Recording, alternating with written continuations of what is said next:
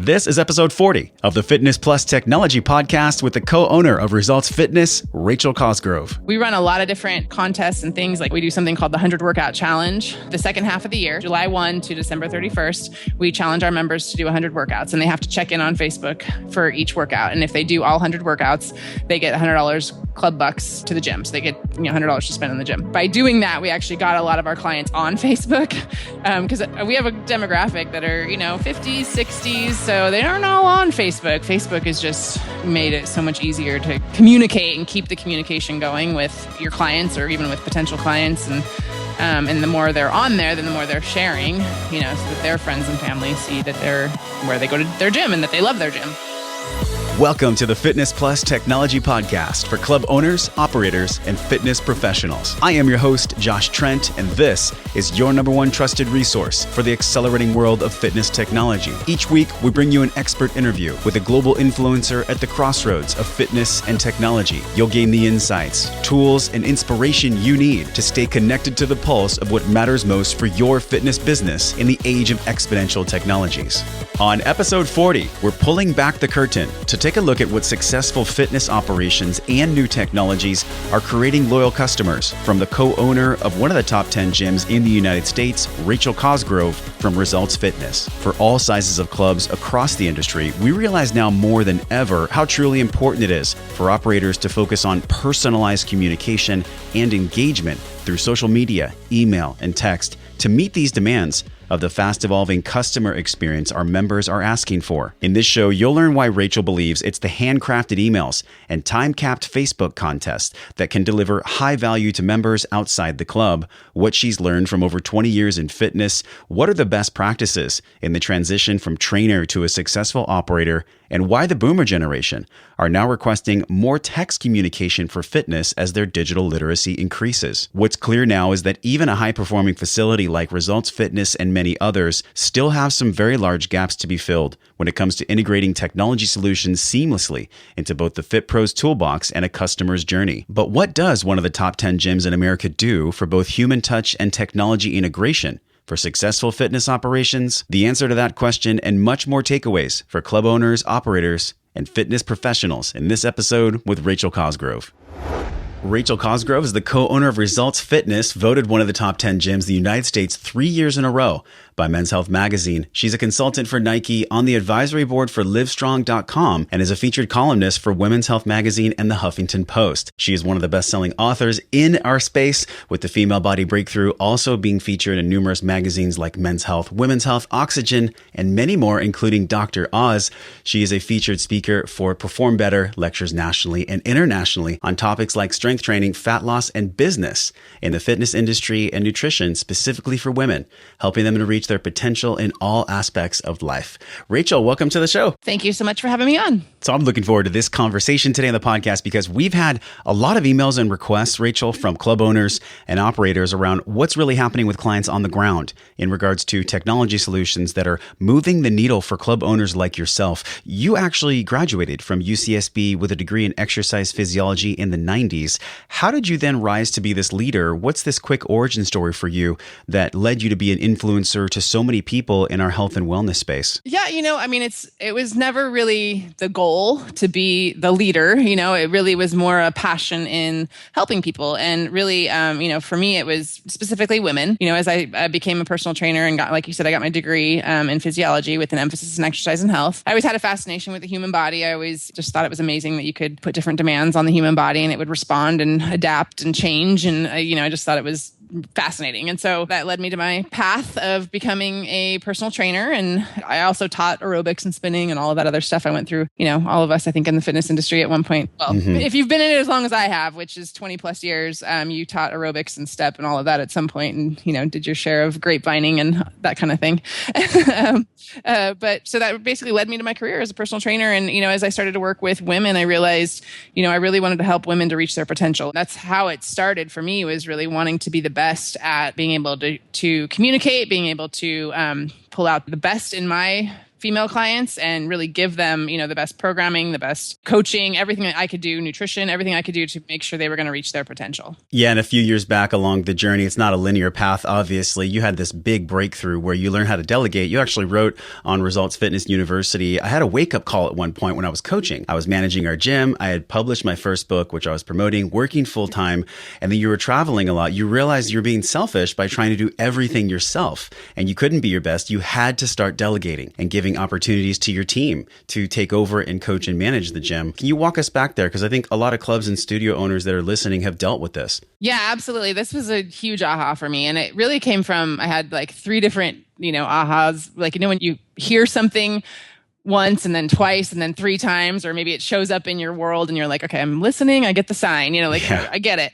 And it started with Tony Hsieh, actually, who is the CEO of Zappos. I saw him speak, live, and I got into the Zappos. I wanted to learn more about Zappos and their culture, and they really inspired us and influenced us as far as putting core values into place. And he said in one of his talks, he was the first one to say, if you're not delegating, you're being selfish. And I had never heard that, if you're not delegating, you're being selfish. Like, that's not, I'm not so like that. And that word just, because to me, I thought, well, no, I'm a control freak, right? Like all entrepreneurs are. But when he said that word, selfish, that really hit home to me. And that was, I think, the final, really the 3rd time I had heard it. But I also had a consultant, Thomas Plummer, who'd come out to our gym, and he had said, something similar to me, that you really need to start to think about stepping out of, running the day-to-day operations of the gym, because you're getting more and more opportunities and you're just not able to do everything. You can't do everything. Yeah. And, I think a lot of us think that. We think, I can do it all. I can do everything. And but what you don't realize is that you are keeping your team from stepping into roles that they can excel at, and they can contribute, and they can bring even more to your company. And so if you're not, letting them start to take over some of, those roles that, as you are getting more and more opportunities that you have to not give up, but delegate, start to bring, some of your team members up, then you're really being selfish, and you're keeping them from ever contributing to their, what they can do. And I think the book Good to Great, Jim Collins, he talks about that you're on a bus, like you get your team on a bus and you're all headed towards the same mission. And I kind of likened it to, I felt like I was, we're on our bus, and I was the one that was actually stopping our bus, because then I'd leave and go travel and go talk or go do a book release, or, and basically they're all at the gym waiting for me to get back. Then I'd get back and, okay, where are we at? What do let's keep, keep the wheels rolling. Right. Yeah. And so I kind of realized I was the one stopping the bus, and that I was keeping us from growing. And so I basically said, all right, guys, there's a management position available. I need someone to run the gym. Whoever's interested and can apply. We ended up, one of our trainers became our manager, and he did a great job, and he, totally excelled in that position. And since then, I've put different people in different roles, and really been able to start to look for those talents and start to really, bring them up and give them that responsibility, so that you can really see them take that role and really run with it. And then it frees me up, to then be more the visionary, be able to take on other opportunities, and really, look at the bigger picture rather than being caught up in the day to day. And I think in the mid-tier clubs, we talked with Bobby Capuccio about this: leadership, creating culture. It's hard to create a culture if it's always dependent on one person being physically there. So I'm definitely hearing you with that. What comes up for me when I hear you talk about this, Rachel, is opportunities. There's a lot of clubs that are resistant to change. How do you deal with change management? What does that look like for you? And let's talk a little bit about Results Fitness. Yeah, we crave change. I think if we haven't made a change in a while, we start getting antsy, because, I think change is absolutely part of growing, especially in this industry. Things are changing so quickly. And I think, you got to be ready to make changes. And I mean, I think, I know the topic of technology is something that you talk about, and it's, that's, something that's definitely changing our industry. And it's something that if you're not starting to take a grasp at that and figure out how you can integrate that into your, even marketing, right? Like when we first opened so today's our 17-year anniversary. Congratulations. That's pretty cool. We're talking on your anniversary date. Yeah. 17 years ago, there was not anything called Facebook. Facebook was not a thing. Right. We didn't have to have, any kind of a Facebook marketing plan or have a policy on Facebook. That wasn't a thing. And so obviously we had to embrace that, as, time went on. And there's even things like texting. That's something that's that didn't happen 17 years ago. We didn't have to have, a way to text our clients or how do we use this? So I think change is inevitable and it's part of growth. It's part of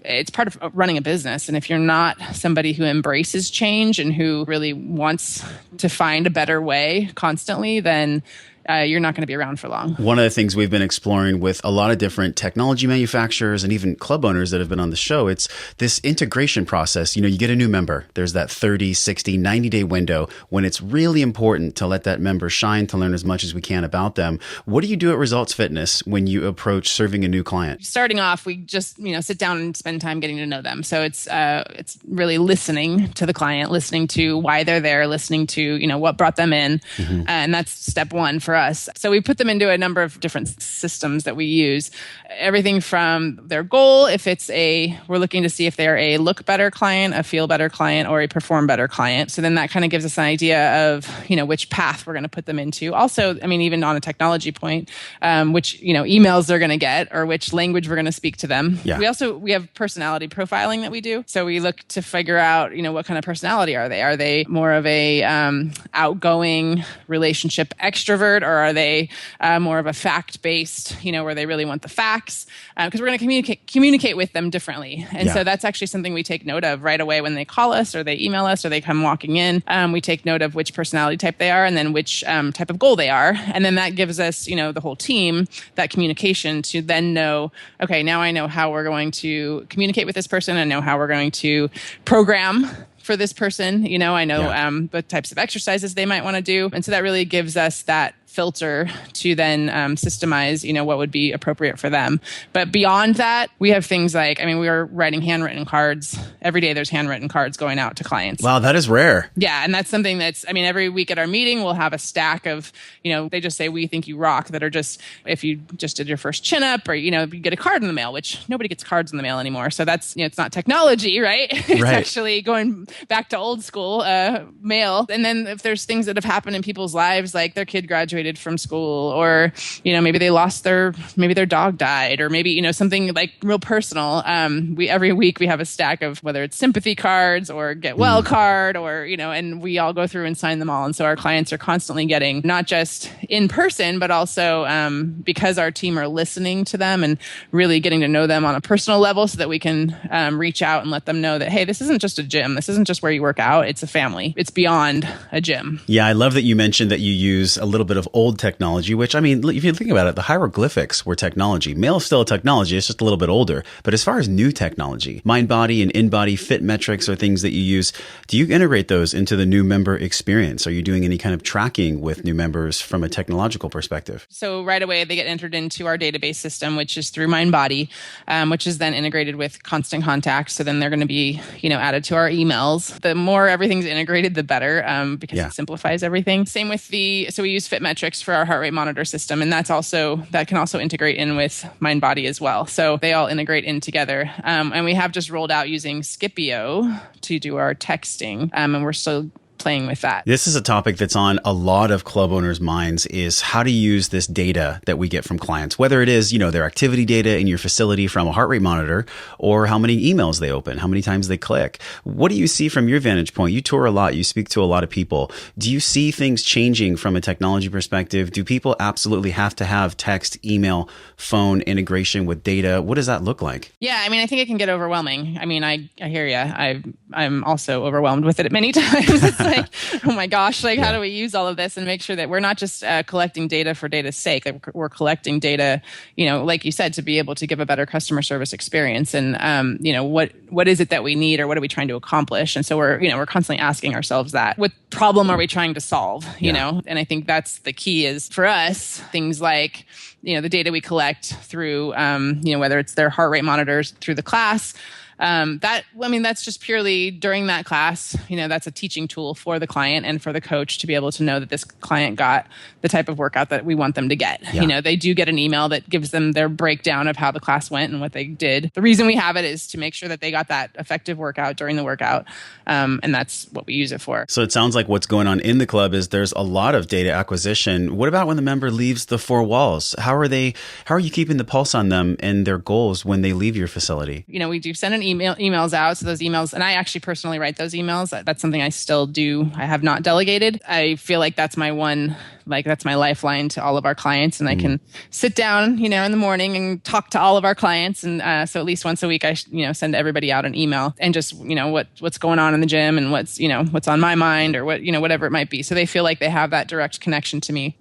That's huge leveraging of my time, because then I'll walk in the gym and they'll be like, "Hey, thanks so much for the email." I'm like, yes. "Oh, welcome." They think that I sat down and wrote them their own specific email, which is kind of funny. Right. And I think this definitely applies to our medium box owners, small chains, also studios. But I'm curious if you do anything else using email integration or how you might personalize some of that client interaction. So that's, definitely one of the ways that we reach out. Obviously, social media, so we run a lot of different contests and things. Like we've done, we do something called the 100 Workout Challenge the second half of the year. So from July 1 to December 31st, we challenge our members to do 100 workouts, and they have to check in on Facebook for each workout. And if they do all 100 workouts, they get $100 club bucks to the gym. So they get $100 to spend in the gym. Works out to about 4 times a week.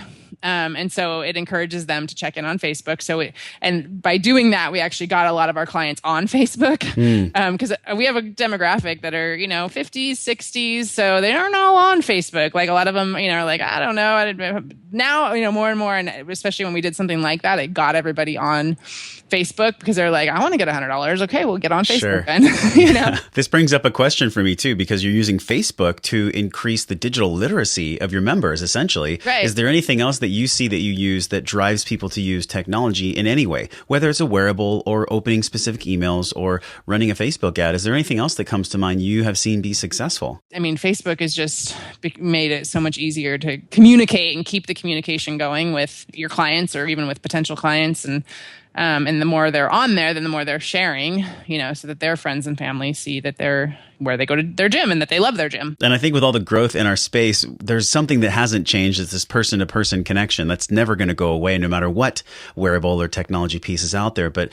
do you see anything else besides that person-to-person connection that will never change about training or about how a club or medium-sized chain operates? Yeah, you're right. I mean, I don't think that the in-person connection, I think that's something people crave now, and I think it's something that, as much as like if we start to get replaced by online trainers or, by a device or by an app. Or even like an artificial intelligence robot. Right. Then we're not doing a good job, right? We have to elevate our game, right? If we're not outstanding coaches who are, in person, really making that connection with our clients and really bringing out the potential in our clients, then yeah, we could get replaced, right? That is important that as an industry, we're all pushing to make sure that we keep that person-to-person connection. We keep, I think that's a huge piece of what we do that will never go away. Yeah, and I think that's going to increase as technology advances as well. Earlier in the conversation, you mentioned your inspiration from Tony Hsieh in regards to keep an open mind.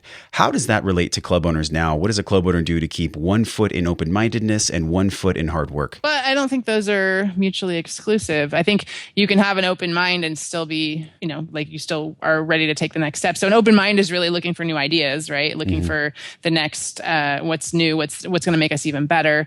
I'm open, I love feedback. I love hearing from our clients if something's not working or it's working, or, open-mindedness is really just being humble that you don't know it all and being ready to, take on new ideas, making sure you work right. It's not about necessarily working hard. It's about working right. I think there are a lot of trainers, a lot of passionate fitness professionals that work very, very, very hard. They work from, 5 a.m. till 9 p.m. And I was one of them, and are working hard, but they're not necessarily working smart, or working right. They're not, they could do it easier. They could leverage their time better. They could put systems in place. They could, coach in groups. They could make more money that way. They could start to build a team. So it's definitely a case of that would be, making sure you have an open mind to understand that you could leverage your time better and that you don't have to necessarily be head down, in the grind, just working hard. So I think, like you said, if you do keep your mind open, you can find easier ways to get more done. There's so much info out there, and there's so many new platforms and tech devices and things going up. None of those really change the ultimate fact that people still get to come into the club and get healthy. How do you go to sources for information that you trust when it comes to learning about what's actually going to help you in your club, whether it's technology or business systems? What's your go-to for learning about new things? we speak at Perform Better. So Perform Better is one of our main, we take our team there and we learn a lot from other, professionals, other fitness professionals. So that's one of our big places. Also people like Bedros, going to his conference and his fitness business summit. There's always great things there that we learn, just different conferences, conventions, whether it's URSA. I think URSA can be a little overwhelming. I don't know if you've ever been there, but why is URSA overwhelming? It's just a giant trade show. So if you don't know specifically what you're looking for, like if you don't know, okay, I'm going to look at all the heart rate monitor technology, or I'm going to look at, if you you just want to go in with a game plan basically, because otherwise if you just kind of wander around, you end up overwhelmed. Sure. But we've gone there many times with an agenda, with, okay, we're going to go check out, all of the scheduling softwares, or we're going to go check out juice bar companies, or we're going to go check out, what specifically are we looking for? Let's go meet because everybody's there. So then you can meet everybody that you want to meet to find out who's the best and who's doing, what we want to do to bring it back to our gym. We're constantly looking for, new ideas. Always continuing education is one of our core values. So definitely it's something we do regularly. Rachel, this is the last round of the show. You've already told us so much, but this is where we get a little bit deeper with you. This is the Fit 6 round. Are you ready? I'm ready. And I didn't give you these questions, so they're a total surprise. Running a successful club is work at times, sometimes incredibly hard work. Can you share one of the most difficult transition moments you might have had across this growth line? How did you rise above that? I think this is something that, all fitness professional or trainers who start off opening a gym, and we're all trainers. And it's really that transition from being a personal trainer to being a business owner. And I still fall into it, even now. We've been open 17 years. I'm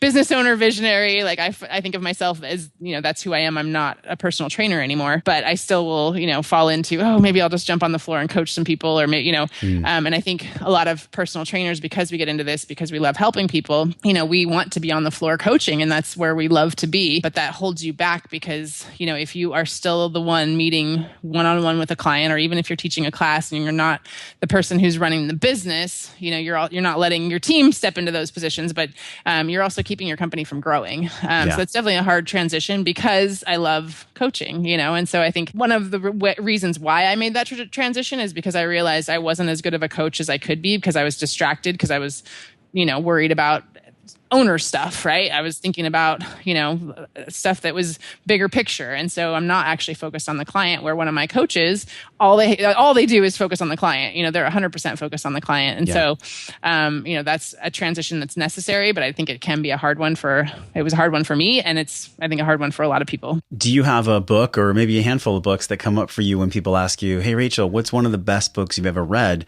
about life or business? I love Delivering Happiness, Tony Hsieh from Zappos.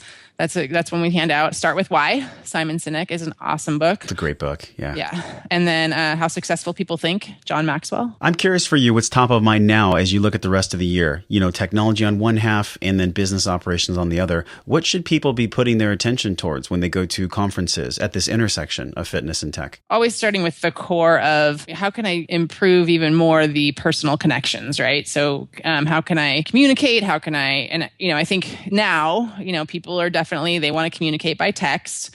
That's something that we've found, we have to find a way to do this. So, definitely through technology, whether it's email, texting, Facebook, how can you really keep those personal connections happening? Because that's still the core of what we do. Like you said, that's never going to change. You're only really looking, like, again, what problem are you solving, right? So we're really looking for technology that's going to help us to do that even better. What have you seen change the most from clients and customers now compared to 5 years ago? What do they want now that they weren't used to wanting before? They want to communicate by text. For us, our trainers, don't exchange personal phone numbers with our clients. And so that's the hard part, is that we have to find a way for, even like a coach to be able to text a client that they don't have to give out their personal cell phone number, because we are good about setting those professional boundaries. And so, but it's something that, you start to realize the boundaries are different, because we got Facebook, we got, people want to communicate by text. You don't call people, you shoot a text to them. So how do you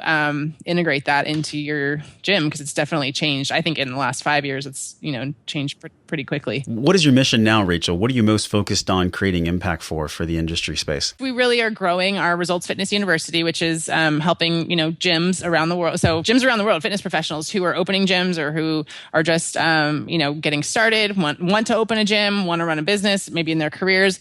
17 years ago when we opened, career as a personal trainer wasn't a thing. It was basically something you did on the side part-time until you were going to figure out what you were really going to do.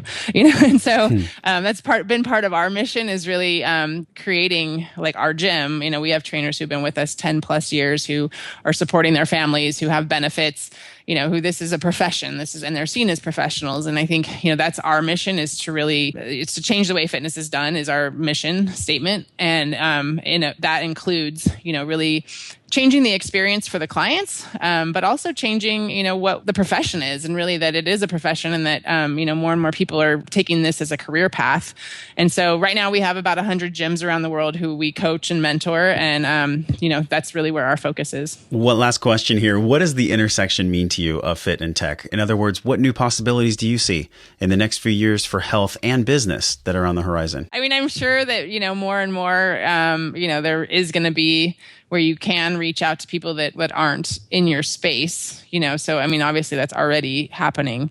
So you wouldn't have to necessarily travel places, that's already happening with the technology that there already is, but finding ways to integrate that. And, like I said earlier, I think even just within, our own programming and things like that, we'll definitely be integrating more and more technology. Rachel, I've so enjoyed learning from you how you're using Facebook specifically to drive engagement, also keeping track of the old school things, the handwritten cards and all those pieces of fitness that won't change, combined with the new technology tools that are coming. And it's pretty clear, even with a successful club like yours, in our space, there are still some gaps to be filled. So we really appreciate what you've shared with us on the show today. And as we move towards the end of the year, can you tell us any other ways you're serving the industry? We actually have a mentorship coming up in August. And so you can learn more about that at resultsfitnessuniversity.com. It's a 2-day mentorship where we invite, we keep it small. We keep it to about 20 fitness professionals who come out, spend some time at the gym, get to see Results Fitness, and then spend 2 days with Alan and I. And so we really get to know you, get to know your, where you're at in your career with your business. And then, really share with you what we use at Results Fitness to, like you said, we've created one of the top 10 gyms in the nation. So we want to be that honest and transparent, open book, that we wish we had. Yes. When we first opened our gym. So that's really, what our goal is with that mentorship is to really share, so that people that are getting started have the tools they need to have a successful business. Thank you, Rachel. We'll definitely link that in the show notes today. What is parting guidance? A club owner's listening, someone who's a leader in the fitness industry, where should they be placing their attention and awareness for the rest of the year and in 2018? I would say never be afraid to invest in yourself, invest in your continuing education, and look for those ideas. I mean, it's really, you're always looking for that next idea. Like you mentioned, it's keeping that open mind and being humble and keep leading, keep growing and keep learning. I think that's, the key to constantly growing your business and having success. Rachel Cosgrove, thanks so much for coming on the show. Thanks for having me. Rachel reminds us that when it comes to fitness and technology, change is inevitable. It's part of growth. It's part of running a business. And if you're not someone who embraces change and who really wants to find a better way constantly, you're not going to be in business for too long. The new member orientation process is pivotal in securing a long-term customer. Rachel believes that using a combination of personality typing and personalized communication via heart rate monitors and intimate emails sent after workouts, as well as speaking to the new member in the language they most understand, will create a loyal customer who becomes an advocate for your fitness facility. As successful club owners like Rachel take a deeper look into the tech solutions that are rapidly entering our space, it's not just about collecting data for data's sake. What's most important is that we collect data with the primary intention of constantly improving and enriching the customer experience. Thank you for listening to the Fitness Plus Technology Podcast. Here's a quick message from Brian O'Rourke. Hello, everyone. This is Brian O'Rourke. Thanks for listening to the Fitness Plus Technology Podcast with Josh and all of our fantastic guests. Look, we have done almost 40 of these podcasts to date, and there will be many more to come. And what surprises me is I hear from leaders in the fitness industry across the world all the time about how much they enjoy this content. Don't you want your brand, your service, your product in the fitness industry to be featured on this podcast? I would. And so please, check with us in the show notes, get some information, become a sponsor. Let's help this podcast grow to serve the industry around the world. Thanks very much for listening.